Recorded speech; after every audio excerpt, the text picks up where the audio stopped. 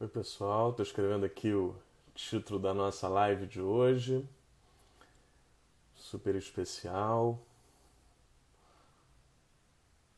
Fixei.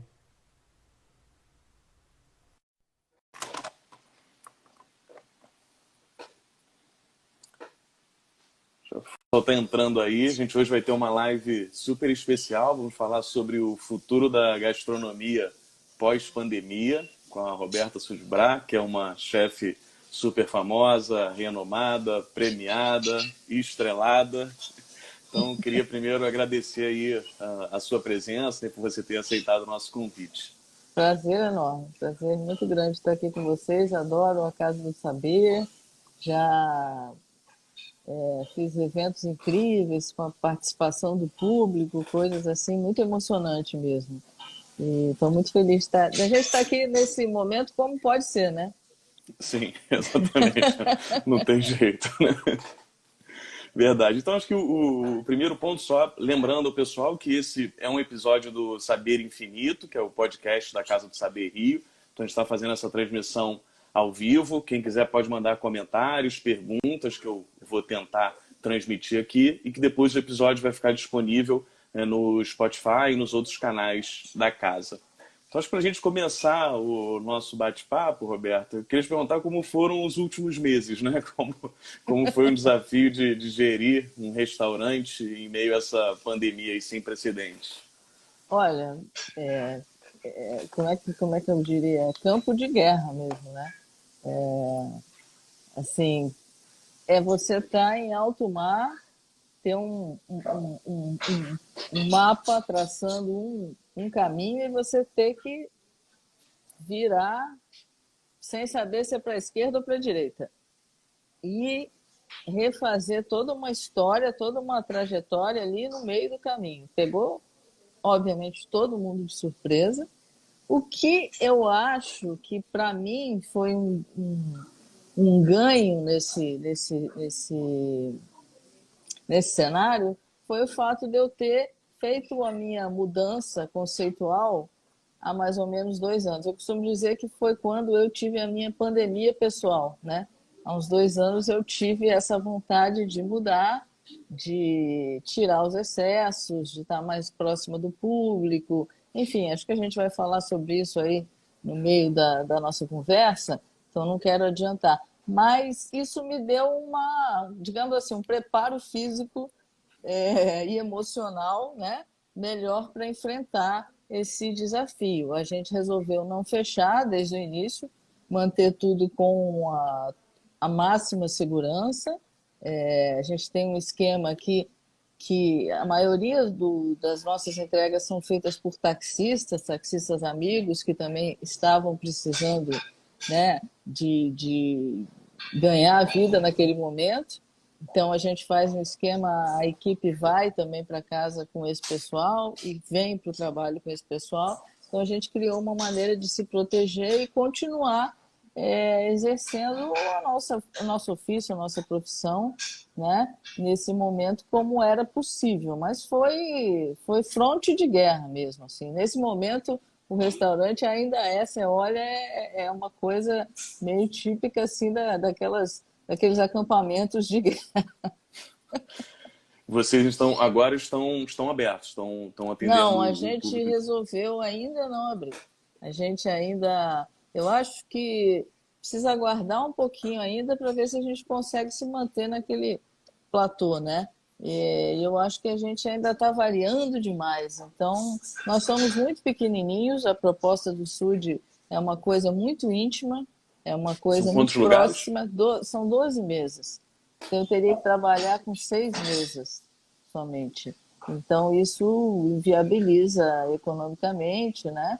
E também a gente acha que, por segurança, é melhor aguardar um pouquinho. Também, se a gente desmobiliza toda a operação de delivery e faz essa reabertura, e daqui a pouco a gente tem, de novo, uma retração disso e tem que voltar, fica mais complicado. Então, a gente continua fazendo delivery, encontramos uma maneira que deixou a gente confortável e feliz com essa proposta que, antigamente, se você me perguntasse, antigamente, que eu estou te falando 4 meses atrás, eu tinha pavor de ouvir falar sobre delivery.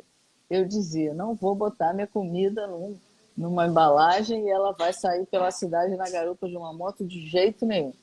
E aí veio a pandemia, eu tive que rever esse meu conceito, eu tive que me reinventar, né, nesse sentido, e encontrar uma maneira confortável de fazer isso. E qual foi a maneira confortável de fazer isso? Puxando tudo aquilo que eu acredito que é a cadeia de pequenos produtores, né? Essa produção artesanal brasileira, esse produto brasileiro que eu acredito tanto, que eu defendo tanto. Então, todo mundo ficou muito perdido, até deprimido, né? E a gente começou a puxar os produtores, nossos pescadores, as pessoas que sempre trabalharam com a gente, para fazer a roda girar novamente. Uma vez que ela gira, você agregando tudo isso, trazendo todo mundo junto, melhora para todo mundo, acho que esse é o sentido da gastronomia. E a gente conseguiu fazer isso no meio da pandemia, acho que foi muito bonito, foi muito duro, foi muito difícil, né? Foram momentos assim de ter que realmente acreditar no que estava fazendo, mas sem saber muito bem aquilo que eu te falei, para onde estava indo o navio, né? Mas quando a gente conseguiu fazer o pequeno produtor voltar a produzir, ficar alegre de estar vendendo, de estar conseguindo pagar suas contas também, aí fez todo sentido. E eu também consegui encontrar uma maneira de interagir com as quentinhas, que eu costumo dizer que tem que assumir a quentinha, não tem que dizer que é isso ou aquilo, é uma quentinha. E a gente, nesse momento, os pratos que a gente tanto gosta de trabalhar, nesse momento são as quentinhas. Então vamos fazer com carinho, vamos fazer com amor, e aí faz sentido. E você, em termos de equipe, você conseguiu manter a equipe toda, mesmo nesse... Conseguimos. Quem eventualmente saiu foi por alguma coisa pessoal e quis sair. A gente conseguiu não demitir ninguém, conseguiu, com muito esforço, né, manter a coisa funcionando. Claro, a gente já vinha, como eu te disse, num esquema muito diferente do que eu tinha no Roberta Sudbrack. Roberta Sudbrack era um restaurante de alta gastronomia que tinha quase que um funcionário para cada 2, 3 clientes. Então, era muita coisa. Isso, para mim, há 2 anos, começou a não fazer o menor sentido. Acho que a gente pode falar sobre essa transição, sim. Você tinha falado que devia falar na frente, mas acho que a gente Porque eu pode entrar falo nela. demais, aí eu tenho medo de Mas atropelar. mas podemos ir para essa transição que calhou num bom momento aí até, né? A transição. Mais ou menos 2 anos, enfim, estava tudo certo. O Roberto Sudbrack estava num momento muito bonito. Acho que a gastronomia carioca teve um momento de efervescência, de ideias, de trabalhos, né? Que eu participei muito de perto com o Roberto Sudbrack, e a gente conseguiu, inclusive, o que é uma coisa que todas as culturas gastronômicas sonham, que é a peregrinação, né? As pessoas virem de outro país para comer no seu restaurante. Então, isso é uma sensação muito incrível quando alguém faz uma reserva com 2, 3 meses de antecedência. É um negócio que a gente realmente teve isso, não só comigo, mas com trabalhos fantásticos que a gente teve e tem na cidade. Mas, num certo momento, eu comecei a refletir sobre a minha história, tudo que eu já tinha feito, todas as coisas que eu já tinha colocado emoção. E quando você coloca emoção, você tem que colocar também o trabalho, né? E o que naquele momento fazia sentido para mim. E eu achei que estava demais, assim, que tinha excesso demais. Achei que a gastronomia ia precisar se renovar, ia precisar se repensar, ia precisar voltar ao essencial, assim, voltar a botar o pezinho no quintal de novo. A gente está aqui no Sud, que é um lugar muito pequenininho, é como se fosse uma casa de vó. E esse lugar que eu estou aqui é justamente basicamente dentro da cozinha, mas é onde os clientes ficam. A cozinha está aqui do lado, mas você está dentro da cozinha, como se fosse a casa da sua avó. E sempre trabalhei com fogo, no RS trabalhava também, mas nunca tive um forno a lenha. Então, aqui atrás está o forno a lenha, que é onde a gente basicamente faz tudo, onde a gente leva surras enormes, porque o forno a lenha é um ser vivo, né? É algo que cada dia vai interagir com você de uma maneira diferente. Então, essa minha mudança tinha a ver com tudo isso. Assim, de repente, eu acho que ficou tudo muito, digamos assim, tudo muito estável, depois de muita luta, é, muita busca por mostrar a cozinha brasileira no mundo inteiro e ter conseguido, eu achei que no mundo inteiro isso tinha ficado um pouco igual demais. A gente estava fazendo os mesmos movimentos, a gente estava dando assim os mesmos riscos nos pratos, vamos dizer assim, para dar uma ideia da coisa. A gente estava tirando foto para a capa de revista, todo mundo fazendo a mesma pose. E aí eu falei, gente, precisa, né? A gente precisa de alguma dificuldade aí. O forno a lenha tem a ver com isso. Assim, é uma dificuldade que eu acho que a gente tem que se impor e tem que impor ao cozinheiro, porque aí você se sente vivo. Você está fazendo uma coisa diferente, você está porque você está lidando com comida, né? Você está lidando com algo vivo. Então você fazer como se fosse uma máquina, eu acho muito complicado. E as máquinas invadiram muito a cozinha. Teve um momento que para você fazer um molho, você não precisava saber controlar um banho-maria, era só apertar um botão.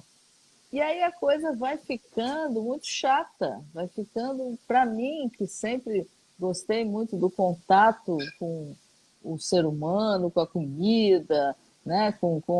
Até com essa imperfeição, com essa possibilidade de errar e fazer disso algo interessante. Por exemplo, eu tenho vários pratos que eu uso pão queimado. Pão queimado não passa pela sua cabeça, né, que é uma coisa boa, mas foi realmente um dia que eu queimei uma torrada e, em vez de jogar fora, eu resolvi raspar e percebi que aquilo tem uma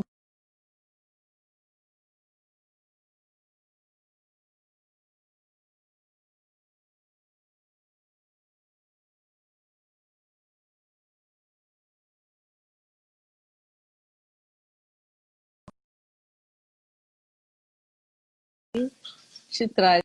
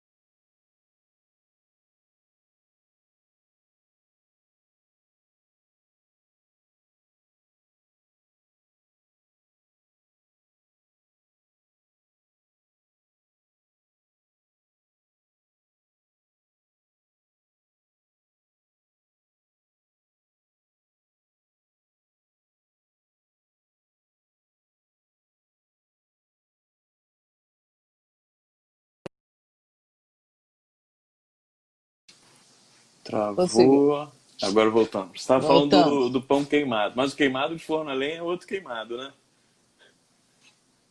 Deixa eu só tirar aqui que eu estava te mandando uma mensagem. Peraí, deixa eu ver como é que eu saio. Bom, vou enviar, pronto. Não, e o pão queimado é uma coisa que, na verdade, é uma memória afetiva, né? E, ao É. mesmo tempo, tecnicamente, ele é um potencializador de sabor. Ele puxa todos os sabores. Então, eu tenho um prato que é um tortellini de abóbora laranja, que é aquela abóbora deliciosa, super cremosa, com taioba e pão queimado. A parte mais gostosa do prato é o pão queimado. Então, foi.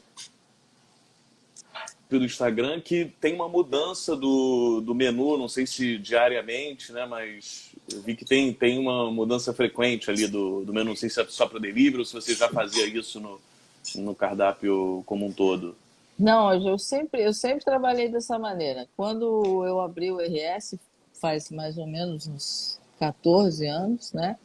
15 talvez, era uma loucura você pensar em trocar um cardápio todos os dias. Isso era uma coisa que no Brasil não era de praxe, nunca ninguém tinha feito. Eu me lembro que quando eu expliquei que seria assim, teve um cliente que quis me bater na porta do restaurante. A sorte é que eu tinha um funcionário muito parrudão e ele se colocou na frente, ele dizia para mim: mas como que você não vai me deixar escolher? E eu respondi para ele: eu estou sendo a pessoa mais honesta do mundo com você. Eu estou usando só o que é o melhor, só o que eu recebo neste dia, só o que a natureza me dá quando está bom.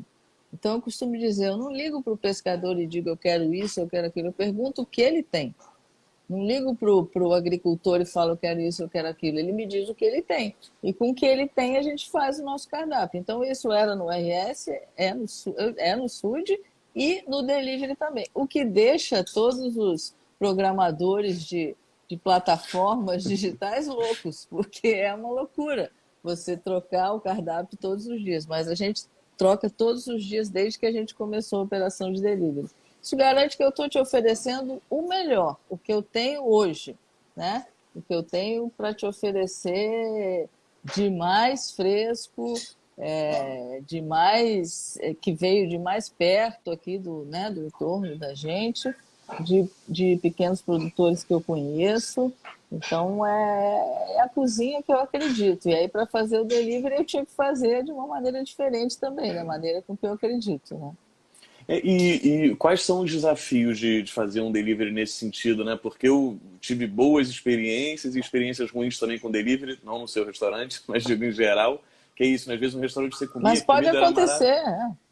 a comida era maravilhosa e no delivery muda muito essa questão, né? Então, quais são os desafios aí, os aprendizados que você teve para fazer um bom No delivery? início e até agora é um sofrimento muito grande. Agora a gente aprendeu a lidar com algumas coisas e eu acho que a gente também fez uma coisa muito importante, que eu acho que eu tenho um pouco esse papel. Eu fiz no RS, acabei fazendo no SUD, quando fiz essa mudança de rota assim, sem ninguém entender, e que agora faz todo sentido, né? É. Que é instruir o público também, que é ensinar, né, que a gente precisa mudar o nosso olhar.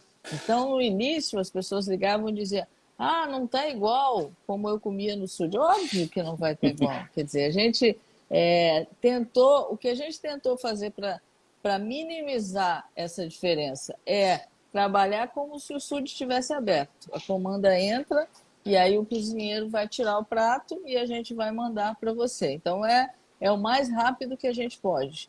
Mas sempre vai ter uma mudança. A questão da embalagem muda demais, tem uma variação muito grande, o tempo que leva para chegar na sua casa. E uma coisa muito simples que eu acho que é fundamental e que pode mudar tudo.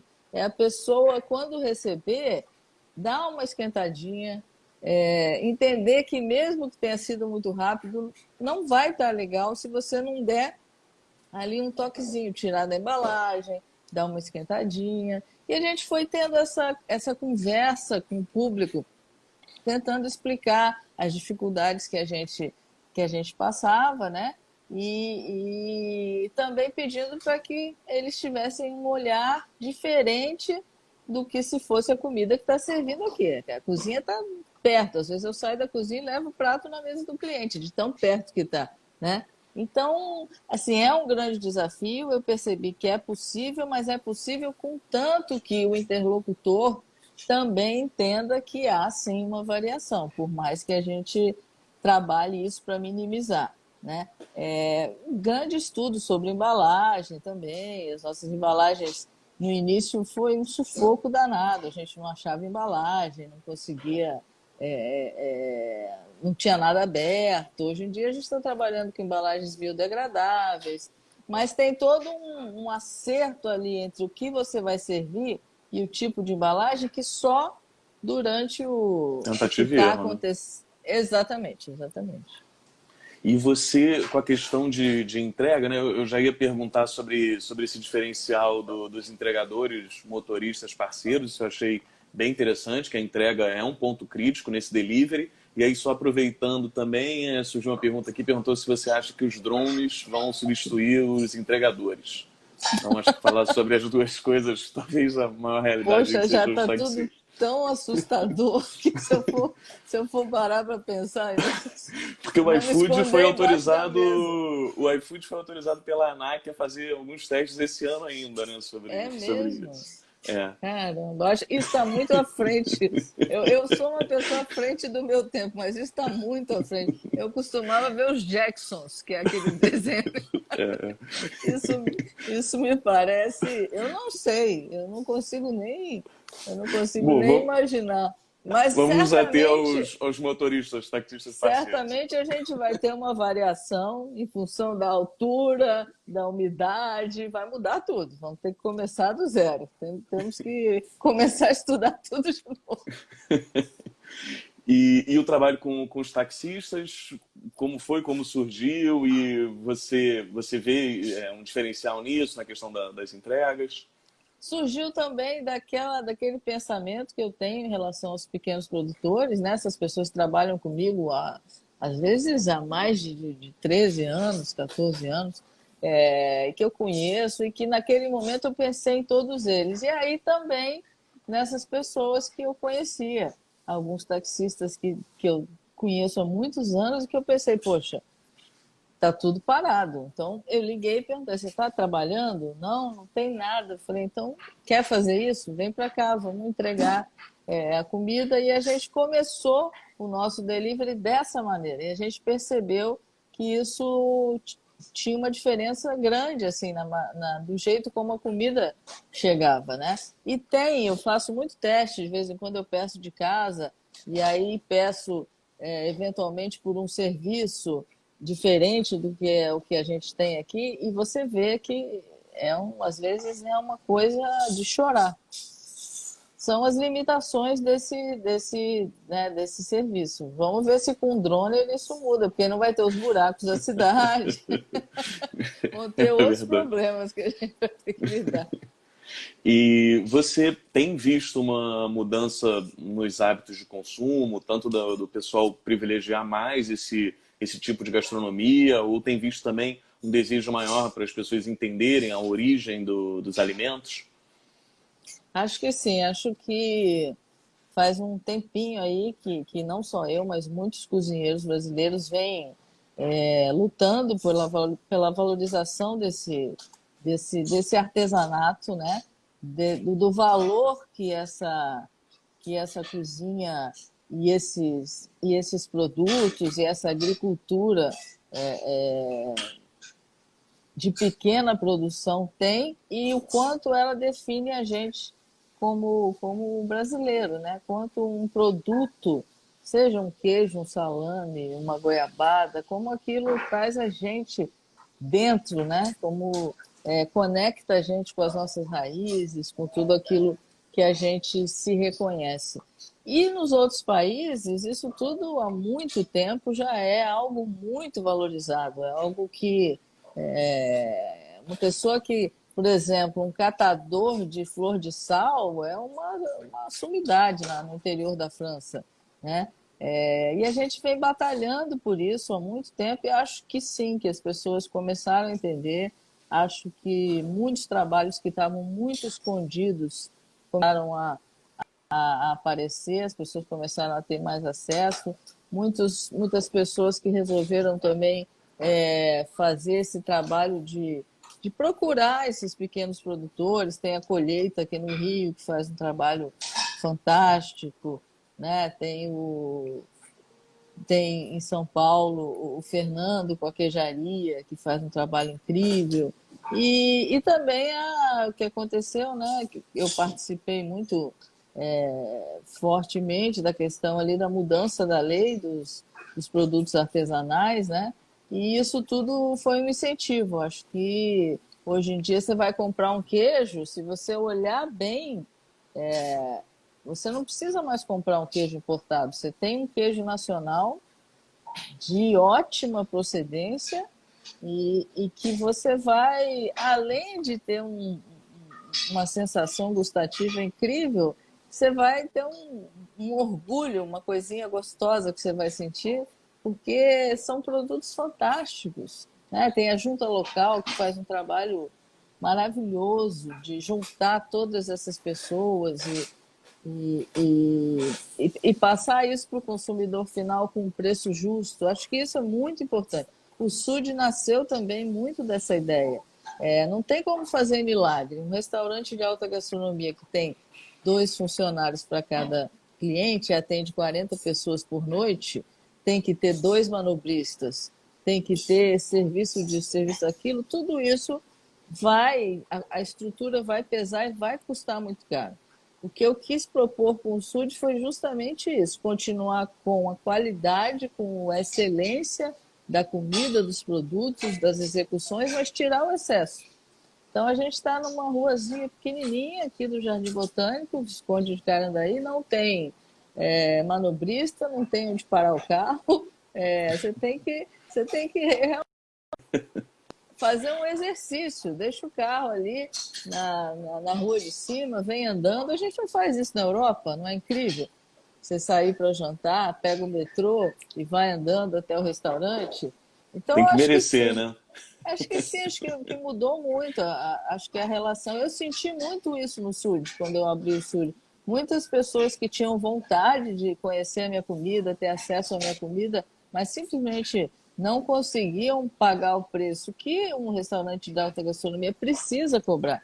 Eu não faço crítica nenhuma quanto a isso, porque eu passei 11, 12 anos trabalhando com esse tipo de cozinha. Eu sei o quanto custa e o quanto é difícil. Na verdade, se você for trabalhar com paixão e você for privilegiar o produto, você não vai ganhar dinheiro. Para usar o melhor produto, para incentivar os pequenos, você não vai ganhar. Você vai conseguir fechar sua conta e se você é cozinheiro, se isso é algo que está na sua alma, no seu sangue, no seu coração, você vai ficar feliz. Mas você não vai ficar rico, nada disso. Isso não existe. Isso é ilusão total. E agora mais difícil ainda, né? Eu acho que já era complicado, né? Agora é Agora tá... sobrevivência, né? Agora é realmente sobrevivência. Outro dia eu falei uma coisa porque alguém me disse sobre porque as quentinhas são a nova tendência. Eu falei, gente, vamos parar com isso. Não é tendência, é sobrevivência. Não é, ninguém acordou e resolveu fazer quentinha. A gente se viu de um jeito que ou a gente parava, fechava, demitia todo mundo, ou a gente entrava no delivery, entendia sobre isso e tentava fazer cada vez uma coisa melhor, né? Então, eu acho que é sobrevivência. Eu Eu acho que concordo. 2020 é um ano que a gente, primeiro, não vai se lembrar com muita alegria e, segundo, assim, se a gente conseguir passar por ele, é uma grande vitória, né? Conseguir passar por ele, manter o emprego das pessoas, conseguir manter o restaurante de pé, seja lá como cada um escolher, seja abrindo ou como a gente que resolveu manter o Delivery. delivery, mas inventando uma coisa bacana, interagindo, sempre fazendo como se o restaurante estivesse aberto. Ou quem está realmente aberto. E todo mundo está sofrendo, todo mundo. A gente está literalmente no mesmo barco. E esse é o ponto, né? A gastronomia, para quem fala dessa questão da quentinha ser uma tendência, né? Desconsidera a questão da gastronomia como experiência, né? E você tem hábitos que também não são tão fáceis de mudar. E eu acho que as pessoas estão doidas para poder voltar a frequentar um restaurante Claro, com segurança, né? Eu acho que claro. esse é um E a ponto gente essencial. está louco para ter essa sensação de. Porque o cozinheiro ele quer servir, né? Foi muito difícil no início sentir o quanto isso tinha uma importância também na vida das pessoas, mas foram as pessoas que foram me mostrando isso. Ao mesmo tempo que você podia ter uma reclamação, uma coisa, você tinha gente que o entregador ia levar e como são os taxistas que iam voltar para o sul e mandavam um presentinho, mandavam uma cartinha, dizia o quanto a gente estava fazendo bem para essa pessoa na quarentena, o quanto aquilo estava trazendo aconchego. Então, naquele momento, e acho que vai levar um tempinho ainda aí, a gente está fazendo o que é possível para usar esse nosso, para exercer o nosso dom, o nosso ofício, mas é claro que a sociabilidade, o encontro, né? O SUD é isso, o SUD é encontro, é barulho. Quando eu fiz a mudança do RS para o SUD, eu pensava muito que eu estava incomodada, que eu queria mudar. Eu ia num congresso internacional e todos os meus amigos cozinheiros iam jantar num restaurante estrelado e eu fugia. Ia jantar num restaurante de 4, 5 mesas, onde o pai cozinhava, a mãe servia, ou vice-versa. E aí eu percebi que era aquilo que eu queria, né? Que tinha pouco copo, que tinha só um prato. Percebi que eu queria essa essencialidade de novo. Bom, eu acho que com toda tudo isso que a gente está vivendo, neste momento eu não consigo me enxergar. Eu não consigo enxergar o SUD, porque o SUD é essa junção de todas essas emoções e desse estar muito junto, né? Então, quando as pessoas que trabalham comigo queriam saber o que estava na minha cabeça, eu não conseguia muito externalizar o que era. E eu fiz uma viagem, eu cheguei num bistrô em Paris e aquele lugar que é uma casinha ou, sei lá, uma portinha, não tem tratamento acústico, não tem nada, aquela barulheira, eu peguei e gravei no celular o barulho das taças, das vozes. Aí eu cheguei numa reunião com o meu pessoal e falei, é isso que eu quero. Eu quero esse barulho, eu quero ouvir as pessoas, eu quero ouvir as pessoas, os brindes, eu não quero mais aquele silêncio no restaurante mais formal, né? Que teve gente que disse para mim que ficou com medo de ir. E no dia que foi jantar, quase desistiu de ir porque estava com medo, não sabia se era a melhor roupa, não sabia se estava adequado para entrar lá. Quer dizer, então acho que tudo isso, assim, o RS sempre foi muito acessível no sentido de eu não estava nem aí com a roupa que você fosse, não tinha essa história de dress code, nada disso. Mas, por outro lado, como eu tinha essa estrutura toda, inviabilizava no sentido do quanto custava, né? Ficava E aí, proibitivo, né? exatamente, mas é assim, para um restaurante que se propõe a isso, é impossível fazer diferente. É impossível, custa realmente muito. Então não é milagre. O que a gente faz no sul de hoje tirou o excesso e manteve o conteúdo, né? O produto está aqui, as pessoas que produzem estão aqui, a qualidade, a excelência, a paixão dos meus cozinheiros, que eu faço questão de trabalhar e que eles entendam o quanto muda a relação do cliente com o prato se você fez aquilo apaixonadamente, né? Então o SUD é isso, é esse barulho, essa coisa descontraída, estar realmente muito junto. Então eu confesso para você que eu não consigo me encontrar nesse mundo de agora. Eu preciso dar um tempo para ver o que vai acontecer e como é que eu me recoloco nisso. Porque a gente estava assim, o Sud nem tinha feito 2 anos quando veio a pandemia, a gente ainda estava curtindo muito toda a história, uma receptividade maravilhosa, tantos clientes antigos como clientes novos, né? Gente que tinha vontade de conhecer a minha cozinha.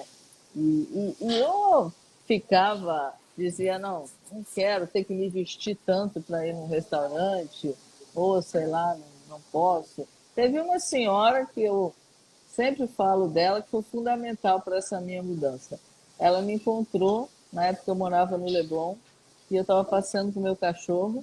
Ela me encontrou, ela sabia o nome do meu cachorro, o nome da minha avó, toda a minha história, toda a minha trajetória, tudo que eu tinha feito quando eu chefiei o Palácio da Alvorada, quando eu fui chefe da delegação brasileira nas Olimpíadas, tudo. Aí ela falou o quanto ela gostava de mim, da minha cozinha, mas aí ela me abraçou e falou assim, era um tempo que a gente podia se abraçar ainda. Ela me abraçou e falou assim, mas que pena, eu nunca vou poder ir no seu restaurante.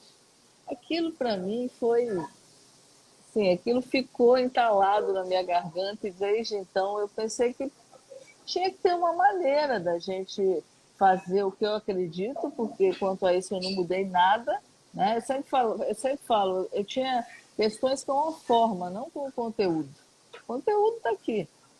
Nesse momento está na quentinha, é onde a gente pode estar. Então a gente tenta fazer da melhor maneira possível. Não, bem inspirador, né? Acho que dá para ver que é feito de coração mesmo. Eu espero, a gente já está se encaminhando para o final, né? Espero que com a reabertura aí eu possa te fazer uma visita para conhecer o Poxa, restaurante. vai ser um prazer muito grande. Tá, e você, a sua área de entregas no Rio, você entrega só na Zona Sul Não, mesmo? a gente entrega em qualquer lugar. Quando é um lugar mais longe, aí você liga e a gente faz uma cotaçãozinha para saber se vai ficar, por exemplo, Niterói. Tem muito cliente em Niterói que eu acho lindo, acho maravilhoso. Zona Norte, a gente tem muito cliente. Então a gente vê ali o que vai ficar mais em conta para poder mandar para esse lugar e a gente entrega em todos os lugares. Não, o pessoal está falando aí para entregar em São Paulo. Bom, eu que estou na Barra, vou pedir, né? Então eu entendi que na Não, Barra vai dar. Barra a gente tem muitos clientes. A Barra a gente vai todo dia. Pode pedir que a gente leva com o maior carinho. Legal. Não, isso é bem interessante. É bom ver realmente o esforço para fazer acontecer, né? Eu tenho visto algumas pessoas estão comentando aqui, tinha alguns chefes também. Tinha um chefe, o Romano Fontanive, aquele é chefe do Gabiano, e eu pedi comida nele no domingo e ele veio entregar. Né? Isso que Muito você vê que bacana. para não perder esse contato com o cliente, a pessoa fica ali dentro do restaurante e já não aguenta. Então é bem legal, inspirador. Né? No início estava muito confuso, né? E a gente teve uma demanda muito grande. Acho que eu fiz umas 4 ou 5 entregas também. Foi muito legal. Foi uma experiência bacana. Foi algo que fica para a vida da gente, né? Fica. Né? Foi um momento difícil para o mundo inteiro. E você ter essa sensação de que você fez uma coisa boa é tão fundamental, né? Você fica exausto, você fica triste, você fica preocupado, mas você sabe que você está fazendo uma coisa bacana, uma coisa que te inspira e inspira quem está junto com você. Bom, acho que já vamos encerrando aqui. Voou, né? Voou e até passou do tempo, mas eu não tive coragem de encerrar antes. Só rapidamente vou deixar um recado aqui para o pessoal que está acompanhando. Na semana que vem o episódio vai ser com a Sigrid Guimarães, ela vai falar sobre investimentos em tempos de incerteza. Queria agradecer muito a sua presença, a presença aqui do público. Foi muito inspirador esse bate-papo. Então eu vou pedir aí no delivery para experimentar como é que está aí a comida desse restaurante novo e certamente quando reabrir eu vou fazer uma visita presencial. Vou te esperar com muito carinho e com muita felicidade. Obrigada a todo mundo que participou. E eu sempre digo que a gente precisa um dia fazer uma live que a gente só responda o que as pessoas perguntam, porque fica tanta gente perguntando tanta coisa bacana, né, que a gente acaba deixando de responder, mas enfim, eu estou super à disposição nas redes sociais, por aqui, e foi um prazer imenso. E obrigada mais uma vez pela Casa do Saber, que é um lugar que eu gosto muito, está no meu coração. Obrigado, foi um prazer. Obrigada, Vai querido. ficar Prazer gravado enorme. assim, gente. Valeu. Tchau. Beijo. Beijo.